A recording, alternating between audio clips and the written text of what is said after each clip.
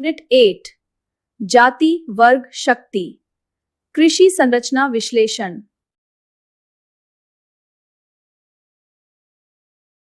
सोचिए जरा, हमारे इतने बड़े देश भारत में समाज की ये जो सीढ़ियां हैं, ये बनती कैसे हैं? मतलब कौन ऊपर है, कौन नीचे है, और ये सब तय कैसे होता है? इन मुश्किल सवालों के जवाब हमें मिलते हैं एक बहुत ही महान समाजशास्त्री आंद्रे बेतिये के काम में। कह सकते हैं कि उन्होंने ही आधुनिक भारत का एक सामाजिक नक्शा तैयार किया। तो असल सवाल यही है, भारत जैसे विशाल और कॉम्प्लेक्स समाज में पावर, प्रिविलेज और इनइक्वालिटी की ये जो लकीरें हैं, आखिर इन्हें खींचता कौन है और कैसे? चलिए आज आंद्रे बेतिये के नजरिए से इस पूरी गुत्थी को सुलझाने की कोशिश करते हैं। इस सफर में हम 5 पड़ावों से गुजरेंगे। सबसे पहले तो जानेंगे कि आंद्रे बेतिये कौन थे, फिर जाति और वर्ग की पहेली को समझेंगे, उसके बाद देखेंगे कि पावर का स्ट्रक्चर कैसे काम करता है, फिर जमीन और मजदूरी के रिश्ते को परखेंगे, और आखिर में बात करेंगे कि उनकी सोच आज भी हमारे लिए इतनी जरूरी क्यों है। तो चलिए शुरुआत करते हैं उस शख्सियत से जिसने हमें भारत के सामाजिक ताने बाने को देखने का एक बिल्कुल नया चश्मा दिया, आंद्रे बेतिये। तो आंद्रे बेतिये की कहानी 1921 में भारत में ही शुरू हुई, और देखिए उनकी सोच में भारतीय और यूरोपीय दोनों समाजशास्त्रों का एक गजब का मेल था। उन्होंने अपनी पूरी जिंदगी बस यही समझने में लगा दी कि भारत के गांवों और शहरों में समाज की बनावट कैसी है और पावर का असली सेंटर आखिर है कहां। अब आते हैं बेतिये के काम के बिल्कुल सेंटर में, जाति बनाम वर्ग। ये वो 2 बड़ी ताकतें हैं जो भारतीय समाज को बांटती भी हैं और बनाती भी हैं। सबसे पहले बात करते हैं जाति की। बेतिये के हिसाब से ये एक ऐसा सोशल सिस्टम है जहां किसी भी इंसान की पहचान और उसकी हैसियत उसके जन्म से तय हो जाती है। मतलब सोचिए, एक ऐसी सीढ़ी है जिस पर आपकी जगह पहले से ही फिक्स है, और धर्म और परंपराएं इस पूरे सिस्टम को मजबूती देती हैं। और फिर आता है वर्ग, यानी कि क्लास। अब ये जन्म पर नहीं, बल्कि आपकी इकोनॉमिक और सोशल हैसियत पर टिका है। आपके पास दौलत कितनी है, रिसोर्सेज कितने हैं, पावर कितनी है, ये सब मिलकर आपका क्लास तय करते हैं। तो ये जाति की तरह कोई फिक्स्ड सीढ़ी नहीं है, बल्कि एक ऐसा मैदान है जहां ऊपर नीचे जाने की गुंजाइश बनी रहती है। तो बेतिये का सबसे बड़ा कंट्रीब्यूशन यही था कि उन्होंने इन दोनों के फर्क को बिल्कुल साफ साफ समझाया। एक तरफ जाति जो जन्म से मिलती है और ट्रेडिशनल रूप से काफी कठोर होती है, दूसरी तरफ वर्ग जो आपकी इकोनॉमिक हैसियत से बनता है और जिसमें बदलाव की गुंजाइश ज्यादा होती है। लेकिन सबसे दिलचस्प बात यह है कि उन्होंने ये भी बताया कि ये दोनों, खासकर ग्रामीण भारत में, अक्सर एक दूसरे से गहराई से जुड़े होते हैं। और ये हमें अगले जरूरी सवाल पर ले आता है, समाज में ये पावर आखिर काम कैसे करती है? कुछ ही लोगों या ग्रुप्स का दबदबा क्यों और कैसे बना रहता है? यही है पावर का स्ट्रक्चर। बेतिये ने पावर के इस पूरे खेल को 3 सिंपल स्टेप्स में समझाया। स्टेप 1, कुछ पावरफुल परिवार या जातियां होती हैं। स्टेप 2, ये लोग जमीन और लोकल पॉलिटिक्स जैसे मेन रिसोर्सेज पर अपना कंट्रोल कर लेते हैं। और स्टेप 3, बस इसी कंट्रोल के दम पर वे पूरे समाज पर अपना दबदबा कायम कर लेते हैं। और इसका एक जमीनी उदाहरण क्या है? ये देखिए, भूमि मालिकों का किसानों और मजदूरों पर प्रभाव। ये सिर्फ एक लाइन नहीं है, ये उस पूरे पावर स्ट्रक्चर का निचोड़ है जिसकी बात बेतिये कर रहे थे। मतलब जिसके पास जमीन है, उसके पास लोगों पर कंट्रोल भी है। सिंपल। और ये जमीन वाली बात हमें सीधे हमारे चौथे हिस्से पर ले आती है, भूमि, श्रम और समाज। चलिए असमानता की इन कृषि जड़ों को थोड़ा और समझते हैं। बेतिये के अनुसार ग्रामीण भारत में जो असमानता है, उसकी जड़ें बहुत गहरी हैं। जैसे जमीन का बराबर ना बटा होना, फसल की पैदावार में फर्क और मजदूरों को मिलने वाली मजदूरी में जमीन आसमान का अंतर। ये सब साफ साफ दिखाता है कि कैसे खेती किसानी का सिस्टम और समाज में पावर का बंटवारा एक ही सिक्के के 2 पहलू हैं। तो अब हम आ गए हैं अपने आखिरी हिस्से पर, बेतिये की विरासत। यहां हम उनके योगदान और उनके काम पर हुई कुछ आलोचनाओं दोनों पर एक नजर डालेंगे। देखिए, बेतिये की सबसे बड़ी ताकत थी उनका साइंटिफिक नजरिया। उन्होंने सबूतों के आधार पर जाति, वर्ग और पावर के इस उलझे हुए रिश्ते को सुलझा कर रख दिया।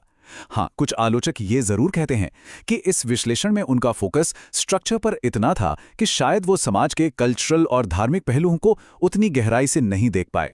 लेकिन इन आलोचनाओं के बाद भी एक बात तो पक्की है, आंद्रे बेतिये का काम आज भी स्टूडेंट्स, रिसर्चर्स और पॉलिसी बनाने वालों के लिए बहुत ज्यादा जरूरी है।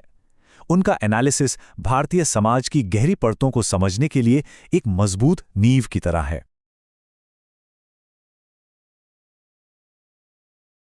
आज हम एक बहुत ही दिलचस्प विषय पर बात करने वाले हैं।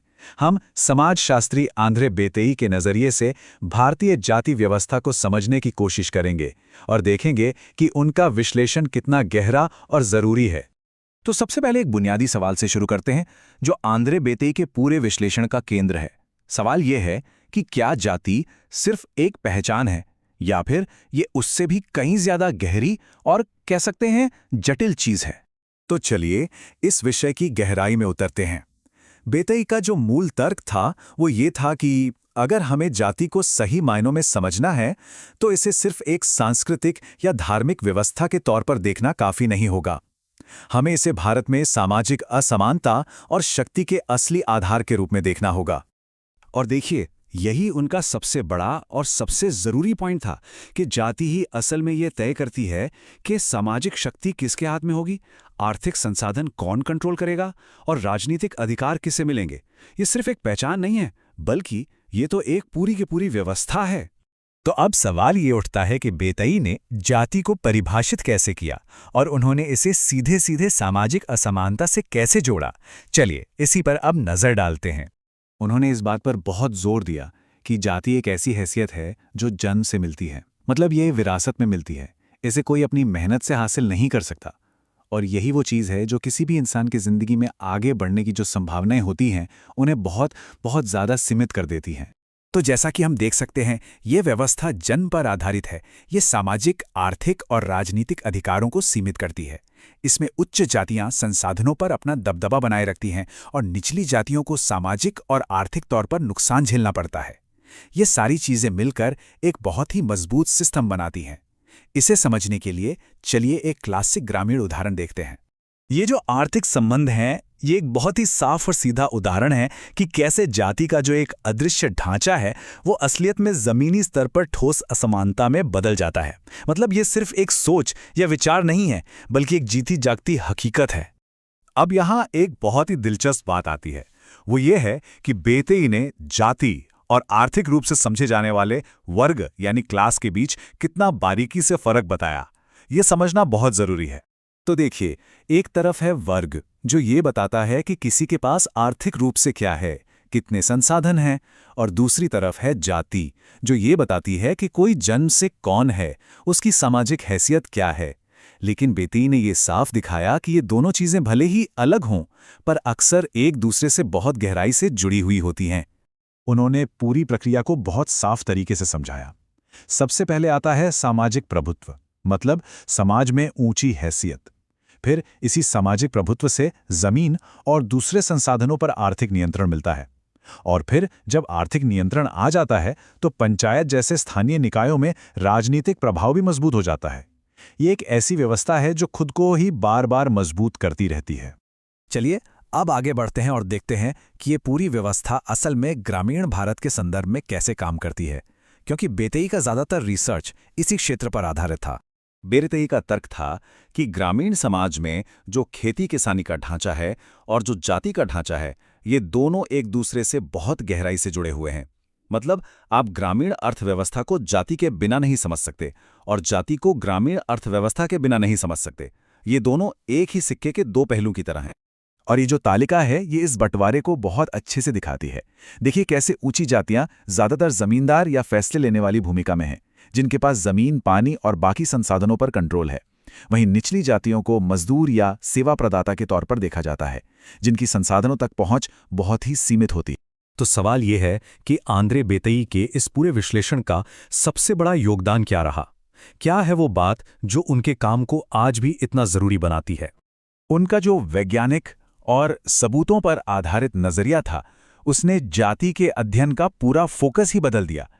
पहले इसे सिर्फ एक सांस्कृतिक चीज माना जाता था, लेकिन उन्होंने इसे राजनीतिक और आर्थिक व्यवस्था का एक केंद्रीय मुद्दा बना दिया। यही उनका सबसे बड़ा योगदान है। लेकिन एक जरूरी बात यह भी है कि बेतेई ये भी मानते थे कि ये व्यवस्था बदल सकती है। ऐसा नहीं है कि हमेशा ऐसी ही रहेगी। उन्होंने कुछ रास्ते भी बताए, जैसे कि शिक्षा, आर्थिक आज़ादी, सरकारी नीतियां जैसे आरक्षण और सामाजिक सुधार आंदोलन। ये सब मिलकर समय के साथ इस जाति आधारित असमानता को कम कर सकते हैं। शक्ति या पावर, ये शब्द सुनते ही दिमाग में क्या आता है? राजनीति, नेता, सरकार, यही सब है ना? हम सबको लगता है कि हम इसका मतलब जानते हैं, लेकिन क्या ये इतना सीधा साधा है?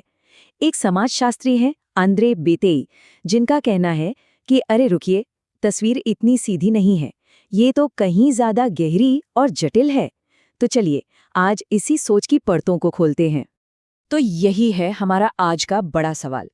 समाज में ये जो शक्ति है, ये असल में काम कैसे करती है? क्या ये सिर्फ कुछ बड़े नेताओं के हाथ का खेल है, या इसकी जड़ें हमारी और आपकी जिंदगी में, समाज के हर कोने में फैली हुई हैं? यही सवाल हमें आंद्रे बेतेई के काम की तरफ ले जाता है। तो आखिर ये नया नजरिया हमें दिया किसने? इस सफर में हमारे गाइड हैं आंद्रे बेतेई, भारतीय समाजशास्त्र की दुनिया में एक बहुत बड़ा नाम। और सच कहूं तो उनके काम को समझे बिना हम शक्ति की पूरी कहानी जान ही नहीं सकते। देखिए, बेतेई ने अपनी पूरी जिंदगी भारतीय समाज की इन उलझी हुई गुत्थियों को सुलझाने में लगा दी। खास तौर पर उनका फोकस था जाति, वर्ग और शक्ति के बीच के रिश्ते को समझने पर। उनका काम सिर्फ किताबों और थियरी तक सीमित नहीं था, बल्कि वो जमीन पर उतरकर हकीकत को देखकर अपनी बात कहते थे, और इसी वजह से वो इस विषय के एक बहुत बड़े विशेषज्ञ माने जाते हैं। चलिए अब सीधे मुद्दे पर आते हैं। बेतेई का जो मुख्य तर्क है ना, उसे समझने के लिए हम उसे छोटे छोटे टुकड़ों में तोड़ेंगे, ताकि पूरी तस्वीर एकदम शीशे की तरह साफ हो जाए।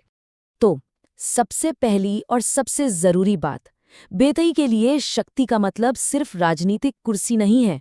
नहीं, ये वो बुनियाद है, वो फाउंडेशन है जिस पर समाज का बंटवारा और कंट्रोल का पूरा सिस्टम टिका होता है। ये परिभाषा ही शक्ति के खेल के मैदान को राजनीति से कहीं कहीं ज्यादा बड़ा कर देती है। उनका ये जो कथन है ना, ये उनके पूरे विचार का निचोड़ है। जरा ध्यान दीजिए, वो सिर्फ राजनीति की बात नहीं कर रहे, वो 3 चीजों की बात कर रहे हैं: सामाजिक, आर्थिक और सांस्कृतिक। इन तीनों ही क्षेत्रों में जो असमानता और कंट्रोल है, वही शक्ति है। चलिए अब इन तीनों हिस्सों को एक एक करके खोलते हैं। तो पहला कदम ये है कि हम अपने दिमाग से ये निकाल दें कि शक्ति का मतलब सिर्फ सरकार चलाना या चुनाव जीतना होता है। असल में ये हमारी रोजमर्रा की जिंदगी के ताने बाने में हर जगह मौजूद है। सबसे पहले बात करते हैं सामाजिक शक्ति की। इसका मतलब क्या है? इसका सीधा सा मतलब है समाज में किसी समूह को मिलने वाला ऊंचा दर्जा या इज्जत। जैसे अगर हम पारंपरिक भारतीय समाज को देखें तो वहां कुछ जातियों का प्रभाव सिर्फ उनके जन्म के आधार पर था। यह सामाजिक शक्ति का एक क्लासिक उदाहरण है। फिर आती है आर्थिक शक्ति। इसका मतलब तो एकदम साफ है, पैसा और संसाधनों पर कंट्रोल। सोचिए, एक बड़ा जमींदार, उसके खेत में काम करने वाले किसानों और मजदूरों पर उसका जो कंट्रोल होता है, वो आर्थिक शक्ति ही तो है। वो उनकी जिंदगी के बड़े से बड़े फैसलों पर असर डाल सकती है। और आखिर में है सांस्कृतिक शक्ति। ये थोड़ी, आप कह सकते हैं, छुपी हुई होती है, लेकिन है बहुत ताकतवर। ये समाज के नियम, उसके मूल्य, उसकी सोच को प्रभावित करने की क्षमता है। मतलब ये तय करने की ताकत कि समाज में क्या सही माना जाएगा और क्या गलत। तो जब हम इन तीनों तरह की शक्तियों को, सामाजिक, आर्थिक और सांस्कृतिक, एक साथ मिला देते हैं, तो नतीजा क्या निकलता है? सामाजिक असमानता। बेतेई का तर्क यही है कि ये सिस्टम एक ऐसा ढांचा बना देता है जहां कुछ समूहों के पास अपने आप ज्यादा ताकत, ज्यादा संसाधन और ज्यादा मौके होते हैं, जबकि दूसरे समूह हाशिए पर चले जाते हैं। चलिए अब कहानी को थोड़ा और आगे बढ़ाते हैं और देखते हैं कि ये सब असल में काम कैसे करता है। बेतेई ने बताया कि शक्ति कभी अकेले नहीं चलती। ये जाति और वर्ग के साथ मिलकर एक बहुत मजबूत तिकड़ी बनाती है। ये तीनों चीजें एक दूसरे से बहुत गहराई से जुड़ी हुई हैं। जैसा कि हम यहाँ देख सकते हैं, जाति जन्म से मिलती है, वर्ग आर्थिक हालात से तय होता है, और शक्ति वो अक्सर इन दोनों से ही निकलती है। बेतेई के मुताबिक ज्यादातर मामलों में जिनकी जाति ऊंची होती है, उनका वर्ग भी ऊंचा होता है, और इसलिए शक्ति भी उन्हीं के हाथों में सिमट कर रह जाती है। ये तीनों मिलकर एक दूसरे को और मजबूत करते हैं। इसे समझने के लिए एक असली दुनिया का उदाहरण लेते हैं। एक भारतीय गांव की कल्पना कीजिए। बेतेई के अध्ययन बताते हैं कि गांव में अक्सर ऊंची जाति के जो बड़े जमींदार होते हैं, यानी जाति से भी ऊपर और वर्ग से भी, वही लोग गांव की पंचायत जैसी ताकत की जगहों पर काबिज होते हैं। और जाहिर है, उनके फैसलों में उनके अपने सामाजिक और आर्थिक हितों की झलक साफ साफ दिखती है। तो अब सवाल उठता है कि हम आज, इतने सालों बाद, बेतेई के इन विचारों की चर्चा करी क्यों रहे हैं? क्या ये जरूरी है? बिल्कुल जरूरी है, क्योंकि उनका विश्लेषण हमें आज के समाज को समझने का एक चश्मा देता है। ये सिर्फ कोई किताबी सिद्धांत नहीं है।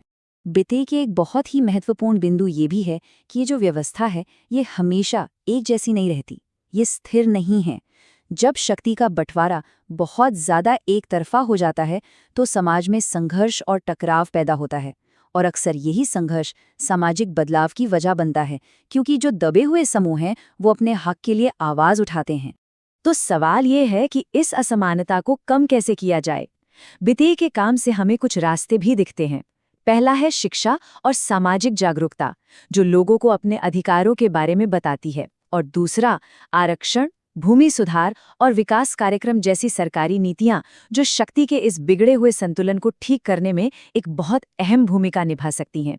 और यहीं पर आकर लोकतंत्र यानी डेमोक्रेसी की भूमिका बहुत बहुत ज्यादा महत्वपूर्ण हो जाती है। एक लोकतांत्रिक ढांचा शक्ति को किसी एक समूह या व्यक्ति के हाथ में जमा होने से रोकता है। वोट का अधिकार, पंचायतों में सबकी भागीदारी और एक आजाद न्यायपालिका, ये सब ऐसे औजार हैं जो शक्ति को संतुलित रखने और सामाजिक न्याय को पक्का करने में मदद करते हैं। अच्छा, जब हम किसी खेत को देखते हैं तो हमें क्या दिखाई देता है? मिट्टी, फसलें, मेहनत करते हुए किसान, यही सब है ना? लेकिन अगर हम समाजशास्त्री आंद्रे बेंटली की नज़रों से देखें तो वही खेत असल में एक पूरे गांव का सोशल मैप बन जाता है। जी हाँ, एक नक्शा जो हमें बताता है कि कौन ताकतवर है और कौन कमज़ोर। तो सवाल ये है कि एक मामूली सा दिखने वाला खेत आखिर कैसे हमें सत्ता, असमानता और एक पूरे गांव की कहानी बता सकता है? चलिए आंद्रे बेंटली के साथ मिलकर इस सामाजिक पहेली को सुलझाने की कोशिश करते हैं। तो आखिर ऐसा क्या है कि ग्रामीण भारत में खेत का एक टुकड़ा सिर्फ खेतीबाड़ी से कहीं ज्यादा मायने रखता है? देखिए, इसका जवाब छिपा है जमीन के मालिकाने और हमारे समाज के ताने बाने के बीच के गहरे रिश्ते में। ये रिश्ता हमें बताता है कि जमीन पर हक होना ये सिर्फ कोई आर्थिक फायदे की बात नहीं है, बल्कि ये तो सामाजिक सम्मान और राजनीतिक दबदबे की असली चाबी है। तो चलिए अब इस विषय की गहराई में उतरते हैं। इस पूरी पहेली को समझने के लिए हमें सबसे पहले एक बहुत ही जरूरी शब्द को समझना होगा, और वो है कृषि संरचना। आप कह सकते हैं कि यही वो ढांचा है जिस पर ग्रामीण भारत की पूरी कहानी टिकी हुई है। तो ये कृषि संरचना आखिर है क्या? इसे ना ग्रामीण समाज की रीढ़ की हड्डी समझिए। ये सिस्टम सिर्फ ये तय नहीं करता कि खेत में क्या उगेगा, बल्कि ये भी तय करता है कि जमीन का असली मालिक कौन है, उस पर मेहनत कौन करेगा और फसल का मुनाफा किसकी जेब में जाएगा। मतलब ये एक पूरी व्यवस्था है, जमीन के बंटवारे से लेकर मजदूरों के संगठन तक। हम इस पूरी संरचना को 4 बड़े खंभों पर खड़ा देख सकते हैं। पहला, जमीन का मालिकाना हक और उसका बंटवारा। दूसरा, खेती में इस्तेमाल होने वाली टेक्नोलॉजी। तीसरा, खेत में काम करने वाले मजदूर और उनकी दिहाड़ी का पूरा सिस्टम। और चौथा, सामाजिक और राजनीतिक कंट्रोल, जैसे गांव की पंचायत। ये चारों पिलर्स मिलकर एक बहुत ही जटिल सिस्टम बनाते हैं, और यहीं पर समाजशास्त्री आंद्रे बेंटले का विश्लेषण हमारी मदद करता है। यहीं से आंद्रे बेंटले का वो क्रांतिकारी विचार सामने आता है। उन्होंने ये तर्क दिया कि हम खेत को गांव से और अर्थव्यवस्था को समाज से अलग करके देख ही नहीं सकते, और इस रिश्ते को समझने के लिए उन्होंने हमें 3 बहुत ही पावरफुल लेंस दिए: जाति, वर्ग और शक्ति। और ये तीनों एक त्रिकोण की तरह आपस में जुड़े हुए हैं। इस त्रिकोण का पहला कोना है जाति। पारंपरिक भारतीय गांवों में जमीन का मालिकाना हक ज्यादातर ऊंची जातियों के पास ही होता था, जबकि निचली जातियों के हिस्से में अक्सर सिर्फ मजदूरी आती थी। जरा सोचिए कि किसी परिवार की पीढ़ियों ने एक ही जमीन पर काम किया हो, लेकिन वो कभी उसके मालिक नहीं बन सकते। ये सिर्फ अर्थशास्त्र नहीं है, ये सामाजिक पहचान का एक बहुत गहरा हिस्सा है। अब त्रिकोण का दूसरा कोना है वर्ग, जो सीधे सीधे हमारी आर्थिक हैसियत से जुड़ा है।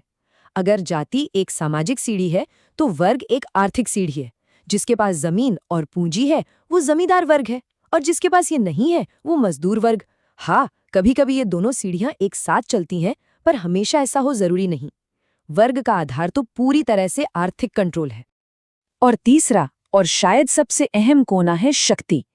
बेंटली ने दिखाया कि जमीन का मालिक होने का मतलब सिर्फ पैसा कमाना नहीं है, इसका असली मतलब है कंट्रोल। ये तय करने की ताकत कि नहर का पानी किस खेत में जाएगा या किसे सरकारी कर्ज मिलेगा। असल में जमीन का मतलब है शक्ति, फैसले लेने की शक्ति।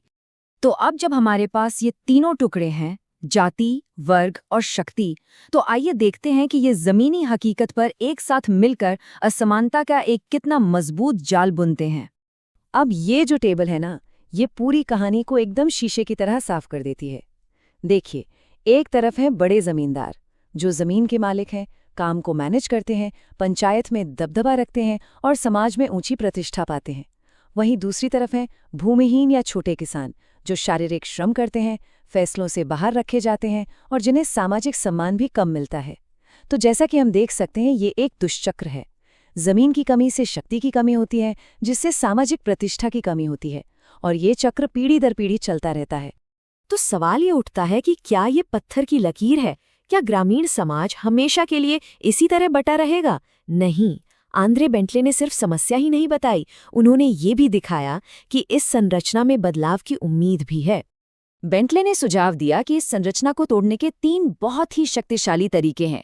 पहला, भूमि सुधार, यानी जमीन का न्यायपूर्ण बंटवारा हो।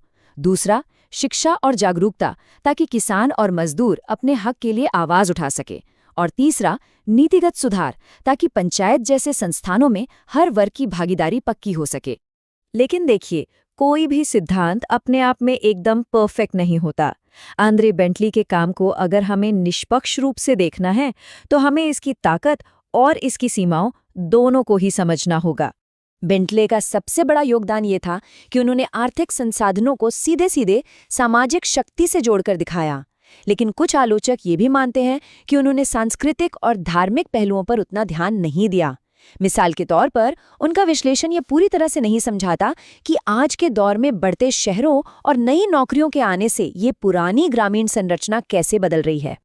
और आखिर में बेंटले का पूरा विश्लेषण इस एक वाक्य में सिमट जाता है: जमीन का बंटवारा ही शक्ति का बंटवारा है। ये एक सीधी, सरल लेकिन बेहद शक्तिशाली सच्चाई है जो भारतीय ग्रामीण समाज की हकीकत को बयां करती है।